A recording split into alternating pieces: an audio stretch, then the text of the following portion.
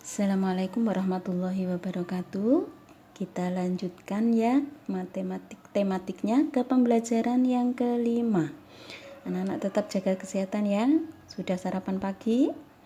Nah, kita lanjutkan sekarang. Mudah-mudahan kita semua selalu dalam keadaan sehat. Amin.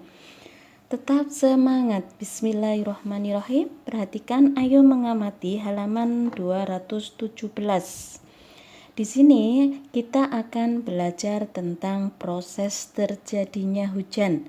Nah, anak-anak perlu ketahui, permukaan bumi kita ini sebagian besarnya berisi air, ya.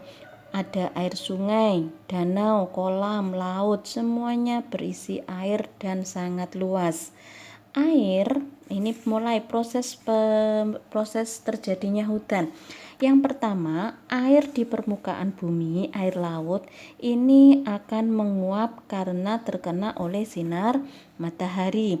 Kemudian akan menggumpal menjadi awan ya. Kumpulan dari uap-uap itu akan menggumpal membentuk sebuah awan ya. Awan itu kumpulan dari uap. Nah, setelah menjadi awan ini, lama-lama awan ini semakin banyak dan semakin banyak. Dan ketika ada angin, dia akan terurai, kemudian mengalami proses pengembunan menjadi titik-titik air. Ya, titik-titik air inilah biasanya kita sebut dengan air hujan. Air hujan ini akan kembali masuk ke dalam sela-sela pegunungan, masuk kembali ke dalam tanah, ada yang diserap akar-akar pohon, pada akhirnya juga kembali ke laut lagi. Dari laut lagi, penguapan oleh sinar matahari membentuk awan semakin banyak, diuraikan lagi menjadi titik-titik air, turunlah hujan lagi, kembali ke laut lagi airnya ke dalam tanah ya. Ini disebut dengan siklus hujan atau proses terjadinya hujan, selalu seperti itu. Sekarang tugas 1 anak-anak. Perhatikan, perubahan wujud yang terjadi di sekitar kita itu adalah perubahan yang alami. Contoh hujan ini adalah perubahan alami. Anak-anak disuruh memberi nomor proses terjadinya hujan ya. Setelah itu, ayo menulis di setiap gambar ini, nomor 1 ini kalian rubah menjadi sebuah kalimat ya. Proses terjadinya hujan. Kemudian sekarang kita yang kebaliknya, halaman 220. Ayo mengamati, perhatikan kita akan menghitung lamanya waktu. Siti hendak pergi ke rumah teman mengerjakan tugas. Saat itu hujan turun.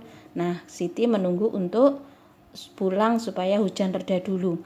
Hujan turun pukul 7:15 dan berhenti pukul 9:10 pagi. Berapa lama hujan turun? Nah, perhatikan, ini cara yang pertama. Hujan turun pukul 7:15. Nah, perhatikan di sini 7:15 ya. Hujan berhenti 9:10 menit. 9:10 menit. Berapa lamanya? 7:15 ini ke angka 8, pukul 8, kalau dengan jarum jam ini adalah tambahannya 45 menit. Masih belum ke angka 9, maka kita meloncat ke angka 9. Dari pukul 8 ke pukul 9 itu 1 jam atau 60 menit. Kita tulis lagi 1 jam. Yang pertama adalah 45 menit. Kedua 1 jam. Nah, sampai 9 karena berhentinya di angka 10 menitnya, maka kita tambahi 10 menit. Kita tulis di sini 10 menit. Jadi tambahannya berapa? 45 menit, 1 jam, 10 menit. Kita tulis, ambil dulu yang jamnya 1 jam, 45 menit ditambah 10 menit adalah 55 menit. Jadi hujan turun selama 1 jam 55 menit. Anak-anak boleh mengerjakan dengan cara yang kemarin. Contoh, hujan mulai pukul 07:15, berhenti Pukul 09 lebih 10 ini berhenti. Berapa lamanya? Nah, kita jawab sekarang. Kita lakukan pengurangan. 09 lebih 10, masih ingat ya? Jika yang mengurangi ini lebih kecil, maka harus diuraikan. Menjadi 9 menjadi 8, 60 ditambah 10. Berarti 70. Pukul 8.70. Kita kurangi sekarang. 8.70 dikurangi dengan 0,0715. Kita kerjakan di sini. 0,870 dikurangi 0,715. Kita gunakan susun pendek. Asalkan menit dengan menit, jam dengan jam tidak boleh digabung kalau menggunakan seperti ini. 10 dikurangi 5, 15. Ini tadi berganti ya, ganti 6 ya. 6 dikurangi 1, 5. 8 dikurangi 1, 1. Jadi 1 jam lebih 55 menit. Hasilnya sama anak-anak. Ya, ini mungkin akan lebih mudah. Sekarang ke contoh yang kedua. Udin pergi sekolah diantar ayah, berangkat pukul 6.25. Udin membutuhkan waktu 30 menit. Pukul berapakah Udin sampai ke sekolah? Nah, ini untuk mencari lamanya Udin sampai ke sekolah, lamanya perjalanan, maka caranya adalah langsung seperti ini. Dari 0 ke jam 06.25 menit ditambah perjalanannya 30 menit ya. Ditambah perjalanannya 30 menit. Anak-anak boleh dengan menggunakan jarum jam, melihat jam, atau langsung seperti ini. Mula-mula berangkat adalah 06.25. Nah, kemudian ditambah perjalanannya 30 menit. Ingat, menit ini adalah jam, ini adalah menit ya. Karena yang tambahannya menit, kita di sini 30.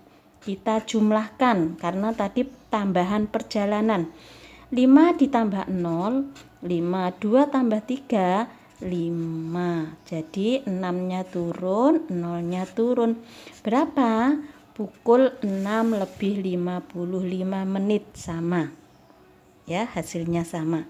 Mana yang lebih mudah? Silahkan digunakan. Tugas yang ketiga anak-anak adalah selesaikan soal yang berkaitan dengan waktu. 2 jam setelah pukul 8.